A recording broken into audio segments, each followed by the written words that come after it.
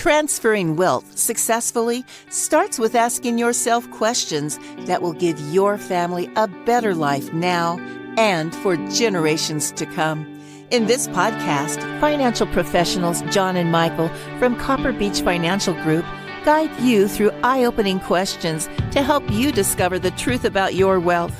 Now, on to the show. Hello and welcome to The Truth About Wealth with John and Michael Parise of Copper Beech Financial Group. Audience, I'm so excited. We have a return guest today, and you will know who this is. If you've been listening to this podcast for any length of time, you will know who this guest is. John, why don't you tell him who you brought back, the man, the myth, the legend? Oh, here we go. Tim, my wine guy. That's his title now. Tim, my wine guy. Tim and I are dear friends. Tim, I was introduced to him a while back. He actually helped us with the Copper Beech story way back when he was a recruiter. He got us involved with the broker deal that we currently work with. So Tim goes way back 14 years ago, but happens to be a very, very good wine specialist that we kind of got to know each other over time. And he's been teaching me about wine for years because I was one of those cab guys, right, Tim? I was a cab guy. He laughs. He still laughs. So he's more of a worldwide wine specialist, Italian, French, Spanish, pretty much around the world. So we always bring Tim on occasionally to kind of take us through some regions and talk about the wine in that region and just have a great dialogue. So Tim, welcome back. Hey, thanks, John. Always a pleasure. Michael's here too. Yeah. I'm hello, Michael. Hi, Tim. Hey, Mike. I'm probably not going to be doing as much talking today on this. I'm just going to be sitting back, scowling at my father while you guys talk about your trip to France that I couldn't go on. So he's jealous. But yes, I'm very interested to learn more about what you guys are going to talk about for sure. I'll chime in, I'm sure, here and there. Yeah, and Tim, I'll kick it off. I thought our wine trip to France just recently, we had such a great time, learned a massive amount about that region that I think a lot of our listeners might be very, very fascinated to understand what makes that region so special and why it's the kind of the best wine in the world. And I thought maybe we just kind of kicked it off and talk about the Bordeaux region, left bank, right bank wines, and get your expertise. And let's dial down into how we spent our trip, which is an absolute blast. Tim, we drank a lot of wine. Oh, boy, did we ever. Oh, boy, did we drink a lot of wine. The second we got on the train, we started drinking wine. Yeah, that train ride was special. Anyway, before we get on that train wine, why don't you give everybody a little bit of your background, just in case people haven't heard those other podcasts. Sure. And have you learned wine and how you traveled the countryside years ago and how you developed your taste for French wines? Yeah, so a quick review. I started drinking wine right after I got out of college. I went to grad school out in Cal State, Fullerton. So I was living with my brother at the time until I could get my own place to live. And he started to introduce me to wine. I was a beer guy, and all of a sudden I was like, wow, what is Good stuff? So, it's a journey of self-education, but also one of just more passion and interest. Anytime you have passion in something, I think you really go for trying to understand it all. And the more you dive into something like, how wines are made in the regions and all this stuff, you really appreciate how much knowledge is out there and how much little knowledge you have. And so I spent about the last 35 years just learning, the regions of wine, the grapes, the different ways of making wine. And you talk to literally hundreds of winemakers around the world. And I started off in California, which I still like California wines, John. I mean, I tease you. I know. So anyway, I kind of focused on old world wines, which I call more France, Italy, and Spain. And Bordeaux being one I was always fascinated with, just because the history of the place is just incredible. We're going back 1,200 years making wine. It's really one of those regions. There's just to put it in perspective, just in Bordeaux, which is kind of the southwestern side of France, there on the coast, and there's over 7,000 wineries, basically chateaus that make wine just in that Bordeaux region. So put that in perspective. There's about 7,000 in the entire United States. And, U.S. compared to Bordeaux, I mean, what a difference in size, right? So these are people that are very passionate about making wine, and there's all kinds of different appellations. But so in 1855, and John, we've talked about this, there's there was a Bordeaux classification, and Napoleon III was the one who actually organized it and got it going. And he got all the brokers in that region to rank wines according to their reputation and their price point of what they were trading their wines for. So they had 5 first gross, and then they had second gross, third gross, fourth gross, and fifth gross. But with all these modern day techniques of making wine today, it's changed the whole landscape over there. As an example, John, you remember Ponte Canet, right? Yep. Okay. I have a couple of those cases in my gross. That's a 5th gross. Right. And so is Lynch Bages. Chateau Lynch Bages is also a 5th gross. And they're by no means any lesser than, I don't think, than they're some outstanding wines. Growth. They're absolutely delicious. Yeah. And so they classified them in first growth. So it's the land, it's the winery they classified. Unlike Burgundy, where they classify the land, the exact meter of land, the actual footprint of where that land is, how it faces towards the sun on the southern side of the hill. So you had Chateau Margaux, Chateau Lafite, Chateau Latour, and Chateau Mouton Rothschild, which is Baron Rothschild's winery, was added in 1973 because I think he was twisting a few arms, to get in. Yeah, he had a little net worth to do that, didn't he? Oh boy. And then you have Aubryon, which is in Graves, which is really not Bordeaux. It's a little south of the city of Bordeaux. I think you remember going through Bordeaux. Bordeaux is actually a pretty good sized city, but going through Bordeaux, if you go south, we hit into Graves, which is where Chateau Aubryon is. But yep. Those are the 5 first gross, and after that, the list is huge of how many different wineries are listed under this classification. Hey, Tim, talk about the first growth, the 5th growth. A lot of people don't understand why that's important. You want to walk through that? Yeah, first growth is really just they're classified as a first growth. In other words, the most admired winemaking organization and property that they have in Bordeaux. So let's take Chateau Margaux, which is in the appellation of Margaux. It is the premier wine producer, first growth. And their wine typically goes for around $600 to $800 a bottle on release. And as you know, you can see some of them go to $2,500 to $10,000 a bottle as they crazy. Yeah. Yeah. I mean, it's insane kind of pricing. But Bordeaux, I think, got a lot of attention as it grew in the early years in the 60s and 70s. And all of a sudden, then when all the Chinese and the Japanese started buying wine, they would just go in and try to buy out the whole lot. And so that just drove up the prices. But as you know, on our trip, we had so many unbelievable experiences in the small little producers. And we're drinking on the left and right bank. And they were just phenomenal. I mean, when you look down the list of places we went, John, I mean, Cause d'Asternel, that was a Saint Estèphe. Let me just review real quickly the different regions there.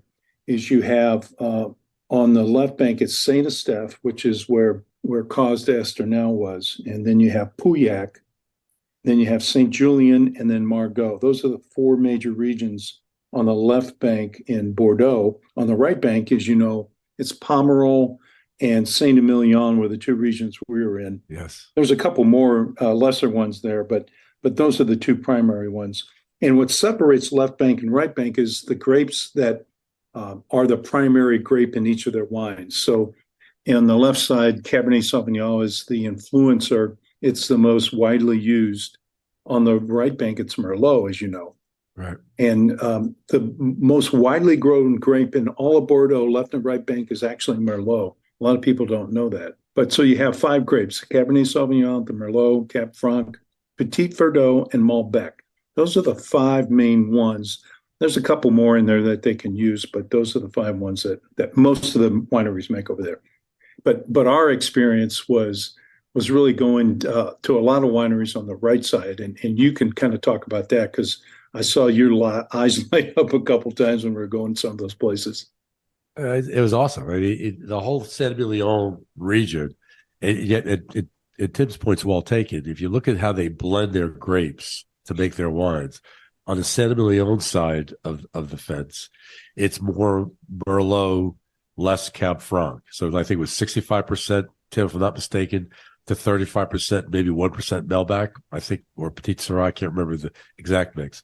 Right. And on the other side, it's more of a Cab Franc with Merlot as a part of the blend. So it's really, each region was different, but the wines are all spectacular. But I fell in love with Saint-Emilion wines. It's more of a Merlot. Now, I'm not typically a Merlot guy, but the way they blend their grapes there, it's something special. And the pricing was incredibly low. I mean, would you agree? We drank some of the best wines I ever had for $45 or 45 euros a bottle, which we would look at ourselves and say, how is this only $45? It's unbelievable. So we drank a lot of good wine from a lot of good wineries. Yep, we sure did. And what is can I ask a rookie No, he's question not allowed. No, here? He's not, gentlemen. Tim, what is it about the Bordeaux area that makes it, so famous? Essentially, is it the environment? Is it the sun exposure? I mean, what is it about the region that makes it so special? It's that river, Michael, that kind of runs through it. If you look at it's an estuary, basically. It's a Gironde estuary that divides into two rivers. Beautiful. We drove over it. It's gorgeous. Yeah, I mean, it's just fabulous. So what happens is they've lined the wineries up on these hillsides on each side. And on the right bank, it's a little more flat. On the left bank, it's a little more hillier. And it's different soil composition. So when the river was made, millions of years ago, it had more sediment to the right, different clay, and to the left, it had more stones and gravel and limestone. And when you grow a particular varietal like Cabernet Sauvignon on the left side, it just flourishes. It does so much better. And it gives such an intense flavor to the wines. So that's why you see the blending being more Cabernet Sauvignon based on the left. On the right side, it's more clay. And so it's more adaptive for Merlot. And Merlot is a little softer, fruitier. Yeah. It's more of what I would call a feminine type of wine. But boy, is it unbelievable when you mix it with a little Cabernet Franc and a couple other blending grapes potentially.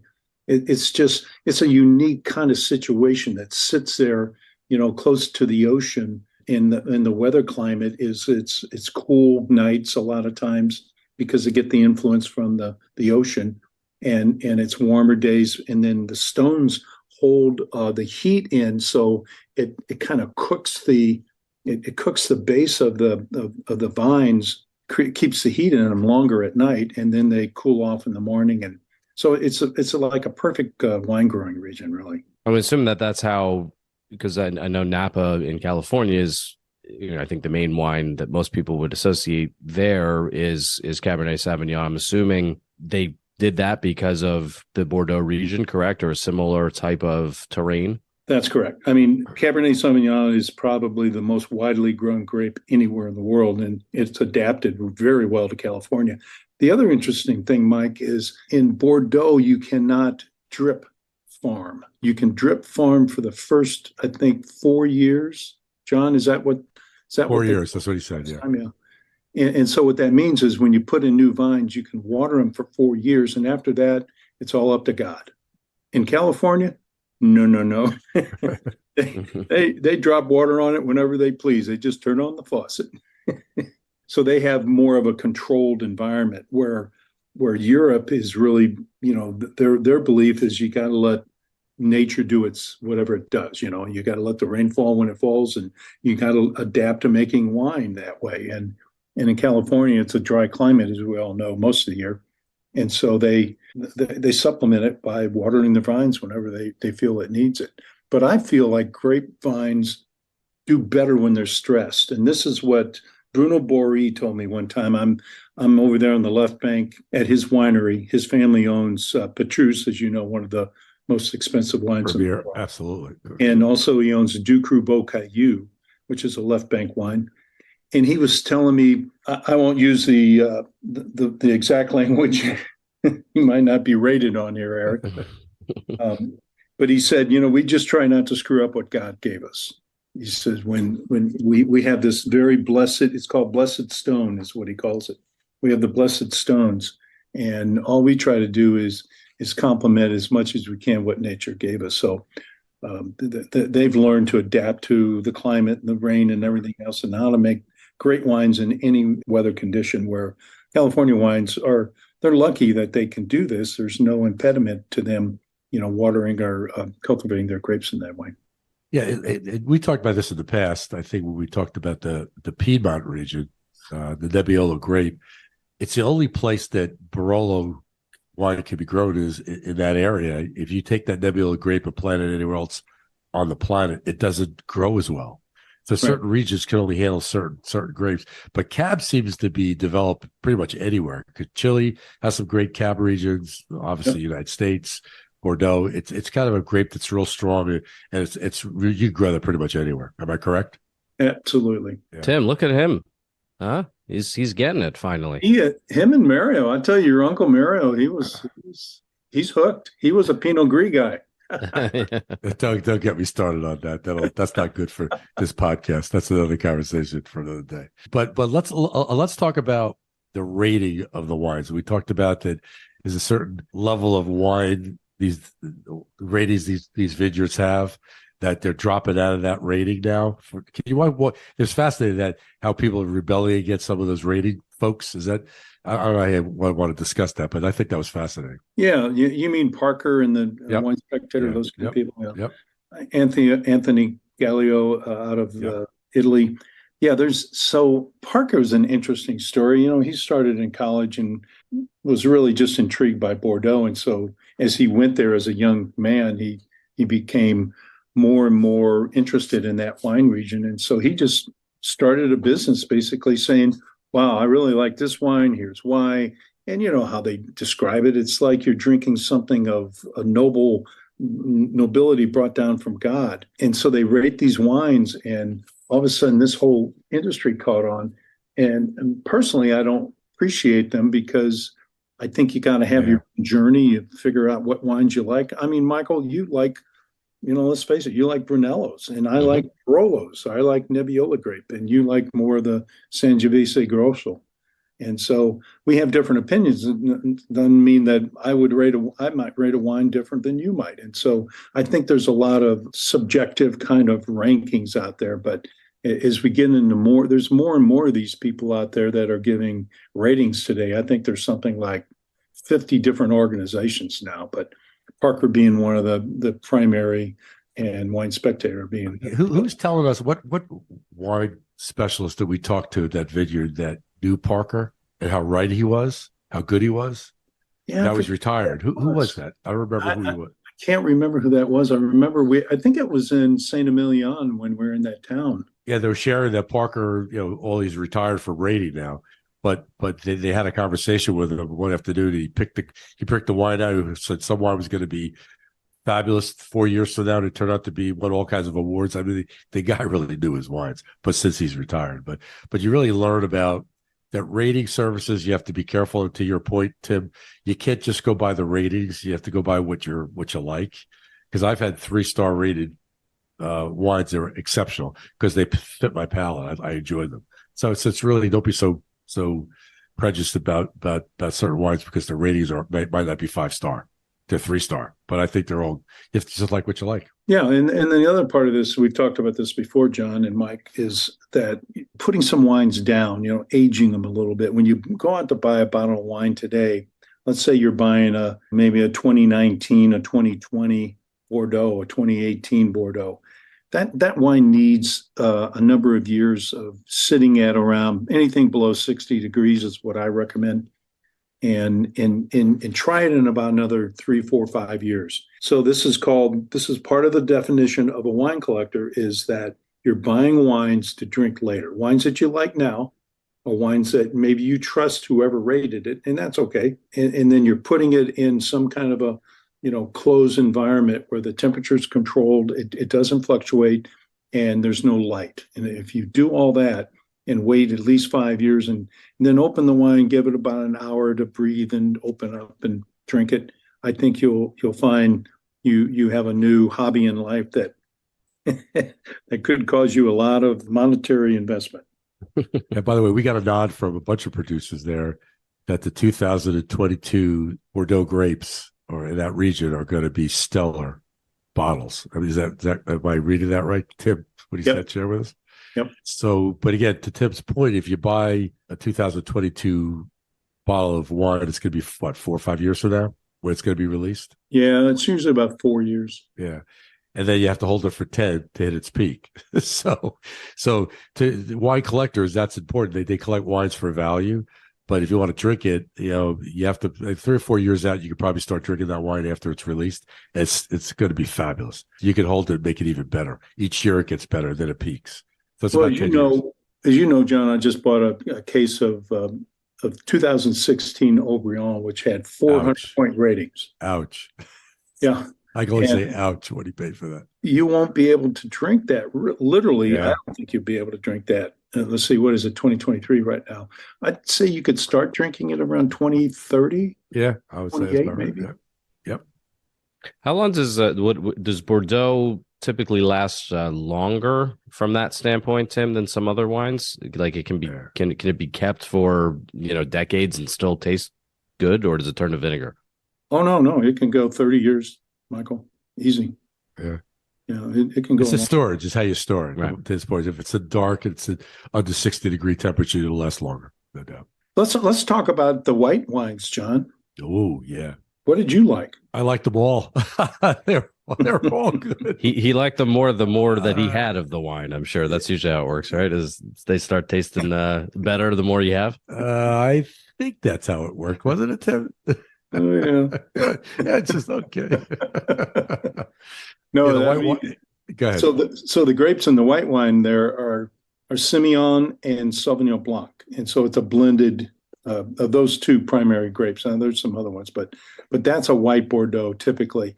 And this time of year, I encourage anybody listening to this to go out and try a white Bordeaux, because they're fabulous. If you're going to eat something like a shell food, let's say shrimp or clams, clam casino, I think they even go with that, John. I think you make that in your sleep, don't you? I've been known to make clams casino, yes, in my sleep. But that'd be a great wine. You ought to try one of those white Bordeaux with that. Yeah, I have some. I have some in my cellar. I'm gonna go. Yeah, and remember, so we are at Cause de Esternel, and Mario buys that for his sister-in-law, right? Remember that? Sandy, yeah. And they only had, I think it was only had 1 hectare or 1.5 hectare, which Very is small, 3 acres of grapes that they grew for that wine.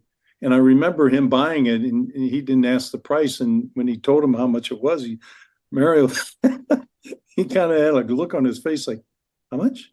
160 euros. It was about 160 euros, about almost $180. Yeah. But Sandy enjoyed it. So did we. I think we all had a little taste. Yeah, we of all that. drank it. Yeah, it was delicious. Yeah. Good stuff. Yeah. And a little plug on Inspirato. I thought that house was just amazing, John. Yeah, it's Sperato. People don't know me. It's Sperato. It's a real estate club that I've been a member of for years, and they have all these very fabulous locations around the world, actually, where you could rent them for a week or more. And we've been doing that for a while. How we did that. Where did we go? Went to with you. Went to Vail, Colorado, and went to the islands. Islands. Yep. Italy. Didn't you go No, there? Oh no. Yeah. One in Tuscany. Tuscany. Yep. You've been about five places, but we picked these places out because they're all 5-star. They come with all type of amenities and services. It makes it easy for us to just go out and wine taste. We come back and all our beds are made. We shopping's done. We have chefs come in 2-3 nights a week, and it wasn't that expensive to do that. But we do that because we want to spend more time in the vineyards and traveling, tasting different wines, worrying about what do we have for lunch. So we ate out a lot, and we back to the farmhouse, and we had chefs come in and made us some dinner. But it was a fantastic week, no doubt. Yeah, and also you do this for your clientele. Anybody has access that's one of your clients. Yep. They all have access to the club through me. Correct. I mean, that's a phenomenal benefit if you're working with Copper Beech. I'm not, saying anything I wouldn't say. Did you send him $100 for that, Michael? Did you send him $100 for that? I will now. Yes. Okay. No, but I mean that really is a special. It is. Yeah, my clients love it. Yeah, they do. And so where are we going next, John? Well, actually, that's the next topic. So not the next topic, but the next introduction, that we're planning a trip as we speak to Barcelona and then to Sicily. I love Sicilian wines. Not one of Tim's favorites, although you like them. It's just not one of his favorites. But we're going to travel there, and that's our next adventure. Because, as I said earlier, you have to try different wines to kind of build your palate, what you like. I like the mineral side of the Sicilian wines. It's that whole region. It's a lot of minerals in the mountains there, and I just like that texture of the wine. I just enjoy it. So we're going to go there, and we're going to go out to Barcelona, which is the Rioja region. We love Spanish wines. We try to get Muga, Tim. We try to get to the Muga vineyards. Yeah. But I think we get in. Yeah, I think we get a Muga. So our next adventure is going to be to Spain, because Spanish wines. I think we talked about Spanish wines in the past. I think so. Yeah. But Yeah, we did. We did a whole. Yep, they're very inexpensive for the quality. Like, still today, one of my favorite wines is Muga, which is a Rioja, and there's 3 or 4 levels of that wine, but every level is awesome, and it's not really that expensive. It's pretty reasonable. So we're going to try that, but we're going to keep traveling, and I'm not sure we're going to go next. Maybe Uruguay. We talked about going to Uruguay, which is a Merlot region. So we're going to go probably look at that. So we're going to spend we're too old to sit around. We got to do some moving and shaking, right, John? I got a parachute out of the next flight, though. I got to go see Giacomo Conterno again. I miss him. Yeah, we have to go see Giacomo. Yeah, he's our good friend up in Piedmont region. He's wanted our whole families to come, and what a delightful man he was. But there was a guy who spent 3 hours with us, 2 hours with us. Oh my God, he wouldn't leave. His dad, he wants to leave, stay for dinner. It was great. But at Tim's point earlier, he's met a lot of very good people along the way that always invite us back. Please come back. We really like you guys. You're knowledgeable, you're experienced. They love wine people because they know you understand when they tell you certain things that makes their wine special. So it's really a lot of fun. We just have a blast doing it. So the other thing too, John, real quick, let me interrupt, is I would tell anybody who's listening, if you're a client of Copper Beech, we were happy to set up wine tastings for you in places that you can't get in. I mean, these are very special relationships, and you will have a blast. It will be one of the best trips you've ever done. And you don't have to build your whole trip around it. I think what you could do is put a couple in here, a couple in there, go do some sightseeing, maybe in Siena if you're in central Italy. Siena was awesome. Wasn't Siena beautiful? Wow, what a trip that was. Yeah, I mean, it's such a fun way to do it, and meet the local. These are the real local people too. I mean, and they treat you like you're royalty. I mean, it's really amazing. So, Tim, if you were someone who wasn't knowledgeable in Bordeaux, give us 5 recommendations to the listeners on where they would start and try a certain wine, certain year, if that's possible. If you could pick that out of your hat, and let's go through the top 5 to try to give them something to do over the summer. You mean the top 5 wineries? No, top 5 wines that they should start tasting. Is it Saint-Emilion, that region? Would you do the Medoc region? There's so many different regions to buy some wine. Which 5 would you pick? Well, I would go left bank to start with. I would do the wines like Pauillac and Saint Estèphe and these different wineries and they're not going to be really expensive, but I think you can get a good deal. One of mine that I like is Chateau Les Combes, Lascombes. It's a Margaux wine. It's very delightful. You're not going to pay an arm and a leg for it, but it'll give you the true nature of the left bank. Chateau Brun Contenac is another one. Well, we have that.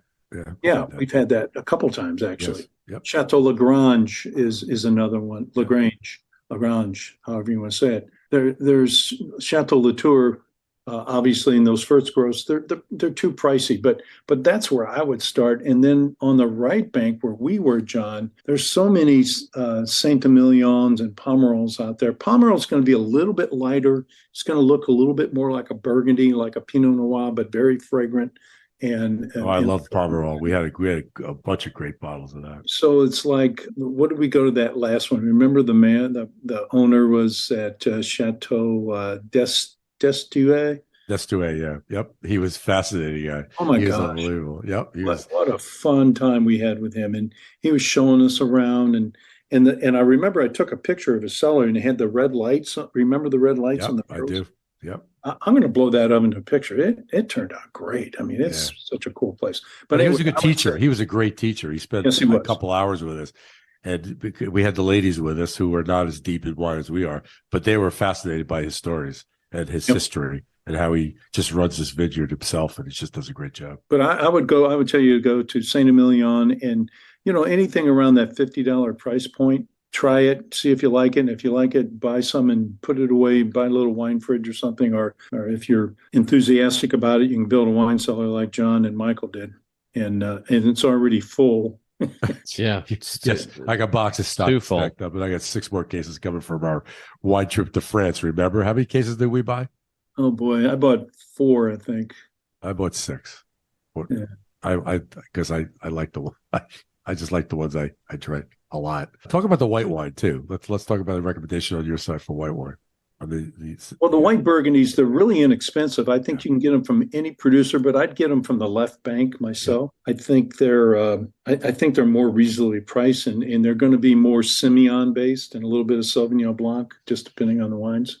So they're not sweet. They're not a sweet wine. Right. But they're very dry, and I think you'd love them this time of year. I would just go into your local wine store and just say, what's your best left bank or Bordeaux white Bordeaux wine that you and you'll impress the wine guy when you talk about left bank, white bank, because not people don't understand wine, don't know what that is. Yeah, Total Wine. If you're in a bigger town that has a Total Wine, that's a good shop to go look for some white Bordeaux that might have some good ones there. Hey Tim, listen, this was great as usual. I guess we'll update everybody from our Spain trip and our Sicily trip, the next adventure. But yeah, I want to thank you for your time today. It was great. Any thoughts for anybody, Tim, that you have? Any recommendations for maybe outside of Bordeaux? Maybe another wine that you had recently that's not from that region you might want to recommend? Well, I'm a big Burgundy fan too, John, as you know. Yes. And Burgundy's a complicated area. It's very expensive also, unless you kind of go off grid and find some local producers. So I would tell you to try some wines in what's called the Beaune region, Beaunne. That's a little town that's kind of centrally located between north of Burgundy and South Burgundy. And I would try some Beaune, First Growth, Premier Cruise, any of those producers in that category. I think you're going to have a really good wine, and it'll give you a flavor of what Burgundy's all about. Michael loves Chateau de Pop. Michael, that's one of Michael's favorites. Yep, yes, it is. Very much enjoy that. Domaine Pagal. Yeah. Mm-hmm. Okay, yeah. That's a good recommendation. Michael, any other thoughts for Tim? No, Tim's good listening to you. My scowl is very deep right now after, maybe someday I'll be able to go on some of these trips with you guys. We've been trying to get you to go. I know. He's got to work. Somebody has to. Someone's got to hold him for it. Somebody's got to raise a family too, I think. Yeah, that does come into play from time to time, doesn't it? Yeah, I'm sure your wife wouldn't appreciate saying, "Hey, honey, I'm leaving for 10 days." Yeah. So you mad at me, not Michael. with my dad and my adopted uncle. No, yes. we're gonna get him, Tim. We're gonna take him for one trip, that's for sure. Anyway, Tim, thanks again. Appreciate your time. Always a pleasure, guys. It's always a pleasure. Thank you, Timmy. Yeah, thanks. Appreciate it. Tim, this has been fantastic. I will say, Michael, Gen 2, holding down the fort. That's what you're for. That's right. Yep. We talk a lot about values. See, I inherited the hard work ethic value, and that's what it needs to happen. I taught it well. That's right. That's legacy right there. Tim, hey, thank you so much for being on the show. I appreciate it. It was great listening to you. Always great information. It's like having an old friend here on the podcast. There, got a quick announcement. The gentlemen know this, of course, but I am going to be leaving the show. And the reason is my wife and I were asked to go back to someplace we hold near and dear. We worked at Boys Town in Nebraska for almost 12 years before. And that's a facility that helps raise at-risk youth. And so we had 68 young men through our program. The first time they have asked us to come back because just like every industry, it's hard to find folks that can work. And so they've asked us to come back. And after a lot of prayer and consideration, we've said yes. And we're going back in full swing and going to be in a house with a bunch of teenagers again. I don't know if I'm young enough for that, John, but we'll find out. I want updates every quarter from you. You got it, brother. You got it. But it has been an amazing journey with these gentlemen on all these podcasts. And I hate to see it come to a close, but I've got a friend, Wendy McConnell, who's coming in to take over the show, help these guys do another 100. I mean, we're over 100 right now. I think we're at 108 guys, something like that, somewhere around there. Yep. And Wendy, are you there? Wendy, you'll take care of it. You'll take care of it. This is going to be fantastic. So for those longtime listeners, I appreciate everything you've done. I hope that you reach out to John and Michael and connect with them and build that relationship. But from this point forward, you're going to hear Wendy's voice on the beginning and the end of these podcasts and during conversations, especially with guys like Tim coming on the show. Wendy, are you a wine lady? You're going to be soon. That's right. All right. That's going to be scary. Yeah. Well, again, everyone, thank you so much for the opportunity. John and Michael, it's been a pleasure. I thank you from the bottom of my heart for allowing me to be on this journey with you. And as always, one last time, our last thank you goes to you, the listening audience. Thank you so much for tuning in and listening to the Truth About Wealth podcast with John and Michael Parise. If you have not subscribed to the podcast yet, please click the subscribe now button below. This way, when John and Michael come out with a new podcast, it'll show up directly on your listening device. We humbly ask that you share this podcast, rate it, and leave a review, as this actually helps others find the show. Again, thank you so much for listening today. For everyone at Copper Beech Financial Group, this is Eric Johnson reminding you to live your best day every day. And we'll see you next time. Thank you for listening to the Truth About Wealth podcast. Click the subscribe button below to be notified when new episodes become available. The information covered and posted represents the views and opinions of the guest and does not necessarily represent the views or opinions of Copper Beech Financial Group. The content has been made available for informational and educational purposes only.